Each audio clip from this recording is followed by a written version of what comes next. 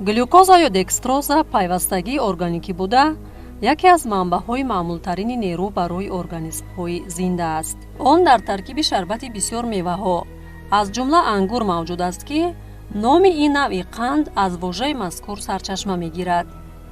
воҳиди глюкоза ба як қисми полисахаридҳо, селюлоза, крахмал, гликоген ва як қатор дисахаридҳо, малтоза, лактоза ва сахароза шомил мебошад, ки дар узвҳои ҳозима зуд ба мономерҳо тақсим мешавад. вожаи глюкозаро соли 1838 Жан Батист Дюма дар асоси калимаи юнонии глевкоз, ки маънояш ширин аст, роҳандозӣ намудааст.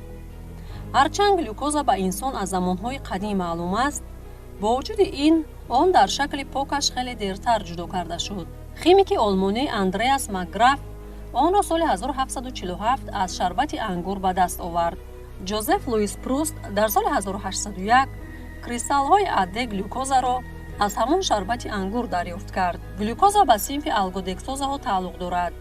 конфигурасияи мушаххаси марказҳои хирали глюкоза дар охири асри 19 аз тарафи химики олмонӣ Эмил Фишер кашф карда шудааст. вай ин корро тавассути афзоиши занҷири карбон ба реаксияҳои таназзули қанд анҷом дод. яке аз ашёи хоме ки дар таркибаш глюкоза дорад крахмал аст, гарчанде ки кӯшиши истифодаи полимери дигари табиии глюкоза, селюлоза низ барои ба даст овардани қанд ҷой дорад. барои ҳосил кардани қанд крахмал бо кислотаҳо ё ферментҳо гидролиз мешавад. дар ин ҳолат робитаҳои байни қисмҳои глюкозаи амилозаи полимерӣ ва амилопектин, ҷузъҳои крахмал вайрон шуда, мономер бо миқдори муайяни димерҳо, малтоза ва изомалтоза ба вуҷуд меояд. табибон барои аз худкунии дурусти глюкоза аз ҷониби организм чунин тавсия медиҳанд: рӯзе 4-6 маротиба бо меъёри муайян хӯрок хӯрдан. дар як шабонарӯз на камтар аз 400-500 грамм сабзавот ва меваҳои тару тоза истеъмол намудан.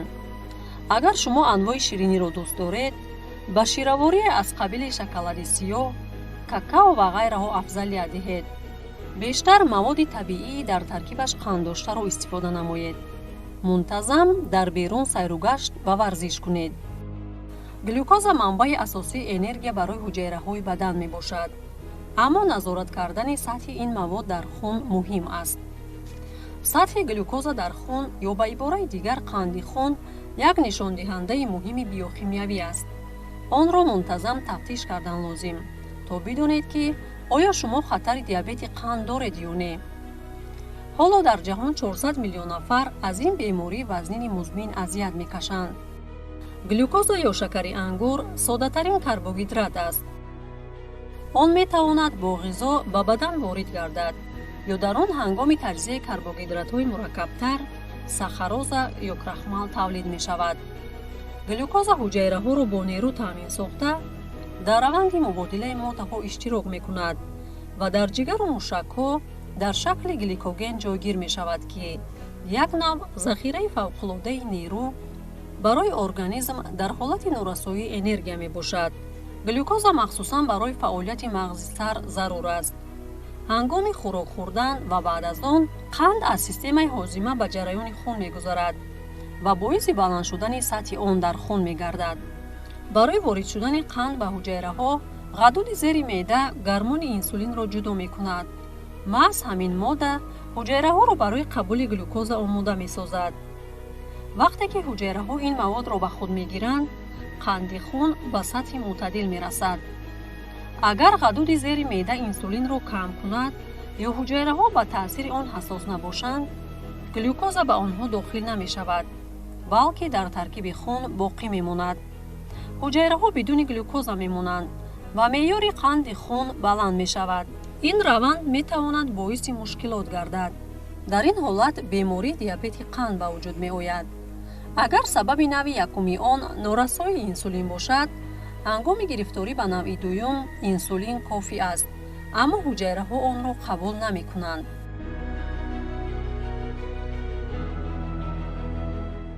диабет аз калимаи юнонӣ диабайно гирифта шуда маънояш фавора ё ин ки сифонӣ мебошад. диабет ин хусусияти барзиёд хоришшавии пешобро дар гурӯҳи беморӣ нишон медиҳад. асрҳои дуюми пеш аз мелод олими бузург Аритеус ин бемориро тавсиф кард, яъне шоридани органҳо дар пешоб. ҳангоми дарёфтани маззаи ширин дар пешоби бемори диабети қанд ба ин беморӣ калимаи лотинӣ мелитус шилиниро илова карданд ки ин ном гирифт диабети қанд. ташкилоти умумии ҷаҳонии тандурустӣ соли 1985 ин бемориро муайян кард ки бемори диабети қанд дар натиҷаи мутлақ ё ин ки нисбатан норасоии инсулин ки ва вайроншавии чарбҳо, сафедаҳо, карбогидратҳо ва ҳипергликемияи музмин ва вайроншавии рагҳо ва тағйиротҳои патологӣ дар органҳои гуногунро нишон медиҳад. дар хотир бояд нигаҳ дошт ки бемори диабети қанди нави 2 метавонад беаломат пайдо шавад, бемор шикоят накунад. аз ин лиҳоз шахсоне ки аз 40 сола боло ҳастанд, навобаста аз он ки онҳо солим ҳастанд, онҳо бояд аз санҷиши қанди хун як маротиба гузаранд ки сари вақт дарёфт кардан ва пешгирии ин беморӣ ки то ба оризаҳои ин беморӣ гирифтор нашаванд. сарчашмаҳои асосии глюкоза анвои хӯрокҳои аз карбогидратҳо бой мебошанд. карбогидратҳоро мутахассисон ба хуб ва бад тақсим карданд. манбаъҳои карбогидратҳои хуб ғалладонагиҳо, лӯбиёгиҳо, сабзавот, меваҳо, нони аз ҷавдор ё гандум тайёршуда ва ҳама маҳсулоте ки ба ғайр аз карбогидратҳо нах, витаминҳо, микроэлементҳо ва сафедаи растанӣ доранд. аз худкунии онҳо аз ҷониби бадан тадриҷан сурат мегирад, ба ҷаҳиши бо суръати глюкоза дар хун оварда намерасонад ва ба ин васила ғадуди зери меъдаро аз ҳад зиёд сарборӣ намедиҳад.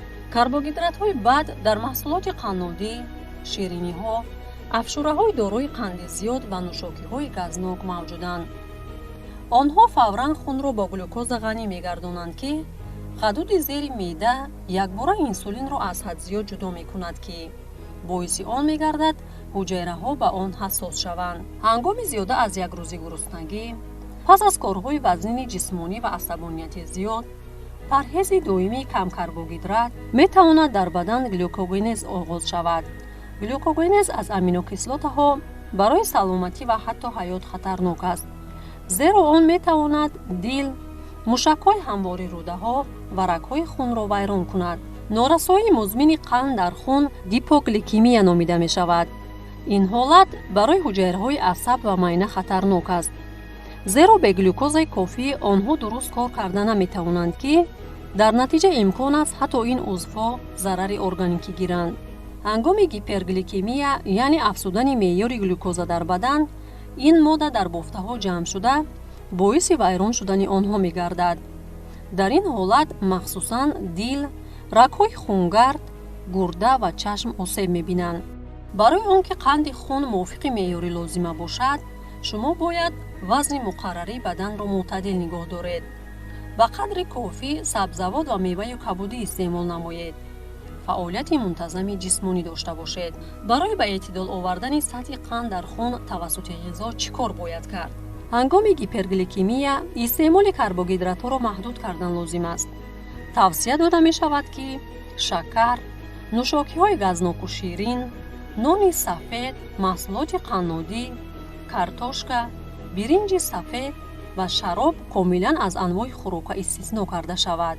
ҳамчунин бояд дар таркиби ғизо бештар сабзавот ва кабудӣ ҷой дода шавад.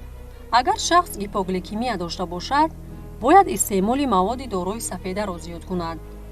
маҳсулоти лозима чормағз, зироатҳои лӯбиёгӣ, маҳсулоти ширӣ, гӯшти камравғани гов ва мурғ, моҳӣ ва марҷумак мебошанд. шакар вобаста ба ашёи хуми истифодашаванда ба якчанд намуд тақсим мешавад. агар ранги он сафед ва намуди кристаллӣ дошта бошад, он тоза карда шудааст ва марҳалаҳои зиёди тозакунӣ ва кристаллизатсияро паси сар кардааст. агар қанд ба як пораи карамели монанд бошад ва шакли блурии мушаххас надошта бошад, он тоза карда нашудааст ва дорои ифлосиҳои бештар аст. аз ин бармеояд ки ин навъи қанди ҳақиқии қаҳваранг аст. тавре қайд намудем, глюкоза манбаи беҳтарини энергия буда, он барои фаъолияти мӯътадили майна ва мушакҳо зарур аст. вале истеъмоли аз ҳад зиёди қанд метавонад ба диабети қанд, фарбеҳӣ ва дигар мушкилот дар бадан оварда расонад. тибқи тавсияи мутахассисон, ба хӯроки кӯдакони то 2 сола шакари зиёд илова кардан зарарнок аст. барои кӯдакони аз 2 сола боло, миқдори тавсияшудаи қанд дар як рӯз то 25 грамм аст. бемории диабети қанди навъи якум бисёртар дар байни кӯдакон ва ҷавонон вомехӯрад. Яъне ин аз синни 1 сола сар карда то синни 35-40 соларо дар бар мегирад. сабаби пайдоиши бемории диабети қанди навъи якум мо метавонем гуфта ки ин яъне якум ин авлодӣ мебошад, ирсӣ. дуюм ин аз бемориҳои сироятӣ гузаронданд, яъне ғургушак, бемории сурхакон, гулӯзиндонак ва дигар бемориҳое ки метавонад бемории яъне ҳам оризаи мегӯем ки зуком ё бемории домана оварда мерасонад ба бемории диабети қанд. дуюми яъне бемории кӯдаконе ки фарбе зиёд аз меъёр фарбе мебошанд ба бемории диабети қанд меорад. чорум яъне ин бемориҳо тарсу ваҳм бисёртар, асабоният баъд аз он ба гирифтори бемории диабети қанд мешавад. пешгирии бемории диабети қанди навъи якум дар байни кӯдакҳо дида намешавад. инро мо гуфта наметавонем ки кӯдак мешавад ё не. яъне вақте ки кӯдак ба бемории диабети қанди навъи якум гирифтор мешавад, яъне дар батни модар аллакай ҳамлагоме ки пайдо мешавад кӯдак, дар ҳамон вақт мумкин ки ягон аломатҳои беморие ки модар гузаронида буд дар вақти ҳомиладорӣ чӣ метавонад оварад ба бемории диабети қанд.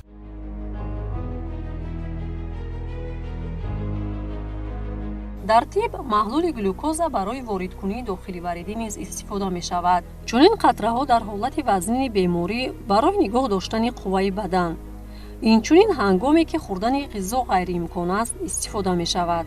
қанд инчунин барои тайёр кардани шарбатҳои гуногун истифода мешавад ки ба омехтаҳои доруворӣ илова мегарданд. миқдори қанд бояд ҳам барои калонсолон ва ҳам барои кӯдакон кам бошад, зеро чӣ қадаре ки дар таркиби ғизо камтар қанд илова шавад, ҳамон қадар беҳтар аст.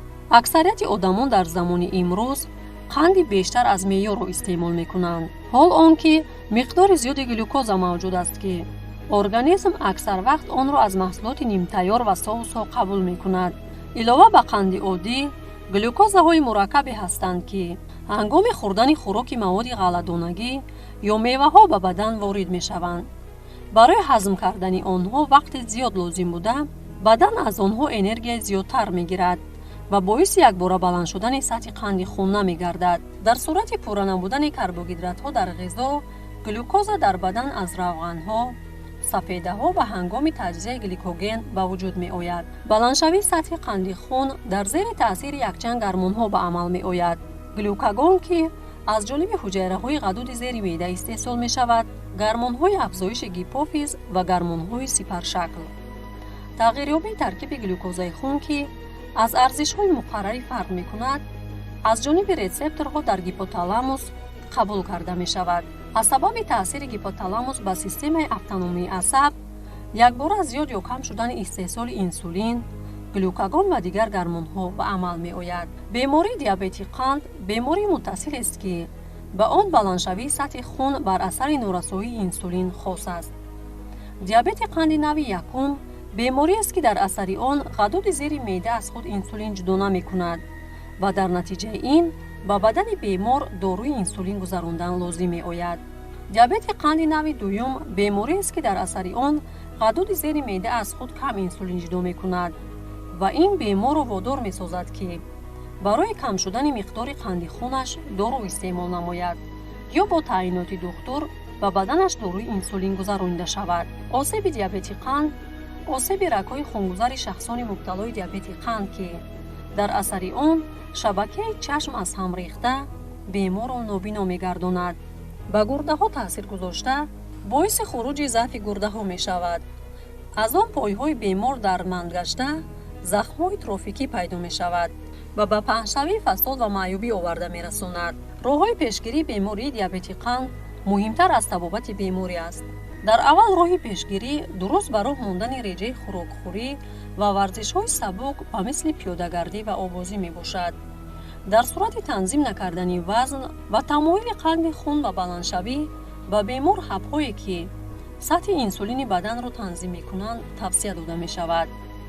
шахсоне ки тавсияҳои пешгирикунандаро риоя мекунанд ба муддати 10 то 15 сол аз беморӣ дур мешаванд ва ҳатто дар сурати гирифтор шудан ба ин беморӣ онро сабук мегузаронанд. тағйири шеваи зиндагӣ ва истеъмоли доруҳои лозима метавонад назорати диабети қандро сабук гардонад ва аз оризаҳои ин беморӣ шахсонро нигоҳ дорад.